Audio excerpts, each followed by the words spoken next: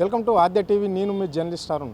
రాష్ట్రంలోని గురుకుల విద్యార్థులు ఎన్నో అవస్థలు పడుతున్నా రాష్ట్ర ప్రభుత్వం ఎందుకు పట్టించుకోవడం లేదు? ఫుడ్ పాయిజన్ అంటే గురుకులనే కాకుండా జిల్లా పరిషత్ స్కూళ్ళల్లో కూడా ఇట్లా విద్యార్థులు ఎంతో ఫుడ్ పాయిజన్ తీసుకొని అక్కడ విద్యార్థులు ఎంతో ఆందోళన చెందిన కానీ ప్రభుత్వం నిమ్మకు నీరెత్తినట్లు ఎందుకుంటుంది అని చెప్పేసి ఈరోజు మన రాష్ట్ర విద్యార్థి విభాగం రాష్ట్ర కార్యదర్శి జంగాయి ఉన్నాడు, అడిగి తెలుసుకునే ప్రయత్నం అయితే చేద్దాం.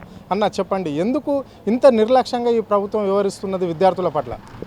ఈరోజు ఈ రాష్ట్రంలో విద్యాశాఖ మంత్రి లేడు. ముఖ్యంగా విద్యార్థులు పట్టించుకుంటే ఉన్నాడు. ఇంకా ఈ రాష్ట్రంలో అంటే ఒక 1 year లోపలనే గురుకులాల 48 మంది విద్యార్థులు చనిపోయారంటే ఈ రాష్ట్రానికి చిత్తశుద్ధి ఉందా? ఇంతకు అసలు విద్యాశాఖ మీరు ఏమైనా రివ్యూ మీటింగ్ పెడుతుర్రా? అసలు ఎందుకు చనిపోతారు, వాళ్ళకి ఎందుకు ఫుడ్ పాయిజనింగ్ అవుతున్నది? నిమ్మకు నీరెత్తనట్టున్నటువంటి ఈ రేవంత్ రెడ్డి బిడ్డ రేవంత్ రెడ్డి, నువ్వు ఎక్కడన్నా కబడతారు, నువ్వు వెంటనే విద్యార్థుల బాగోగులు చూసుకోవాలి, విద్యార్థులను సందర్శించాలి, విద్యార్థుల పరిస్థితి తెలుసుకోవాలి. ఆ విద్యార్థులు చనిపోతున్నారు, నువ్వెందుకు పట్టించుకుంటావు? బిడ్డ కబడతారు రేవంత్ రెడ్డి, నువ్వు వెంటనే తెలంగాణ విద్యార్థి సమాజానికి మొత్తం నువ్వు క్షమాపణ చెప్పాలి.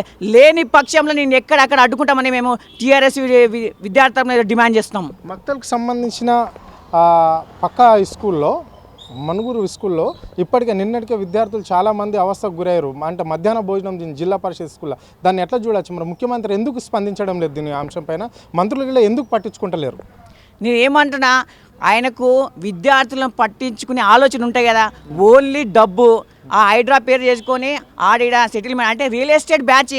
పేద విద్యార్థుల చదువుకునే విద్యార్థుల బాధలు, విద్యార్థులకు మంచి భవిష్యత్తు ఇవ్వాలనే ఒక లక్ష్యం అయితే అసలు లేనే లేదు.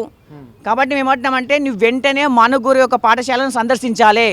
లేని పక్షంలో ఈ తెలంగాణ సమాజం మొత్తం నిన్ను రాబోయే ఎలక్షన్లో నీ కాంగ్రెస్ పార్టీని తరుముతానని మేము తెలియజేస్తున్నాం. అంటే ఇప్పుడు మీరు అంటున్నారు మంత్రి లేడు అంటున్నారు, అంటే ముఖ్యమంత్రి దగ్గరనే కదా ఇప్పుడు మంత్రి అనేది ఉన్నది. అంటే విద్యాశాఖ మంత్రి ముఖ్యమంత్రి చూస్తాడు కదా.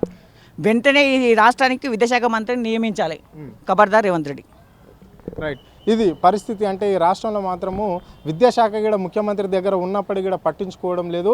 విద్యార్థులను అంటే పేద విద్యార్థులు గురుకులాల్లో చదువుకుంటారు, అంతా ఎస్సీ ఎస్టీ బీసీ విద్యార్థులు మాత్రమే చదువుకుంటారు. అలాంటి విద్యార్థులను పట్టించుకోవడం లేదు. జిల్లా పరిషత్ స్కూళ్ళల్లో కూడా పేద విద్యార్థులే చదువుకుంటారు, ఎవరు డబ్బున్నోళ్ళు చదువుకోరు. అలాంటి విద్యార్థులను పట్టించుకోకుండానే ఈ ముఖ్యమంత్రి తీరు వ్యవహరిస్తున్నాడు. ఇప్పటి వరకు కూడా ప్రభుత్వం వచ్చి 1 year అయినప్పటికీ కూడా ఒక్కసారి ఈ స్కూళ్ళ విషయాలలో పాఠశాలలకు సంబంధించి కానీ గురుకులకు సంబంధించి కానీ ఏ ఒక్క దాని మీద రెవ్యూ మీటింగ్ కాలేదు.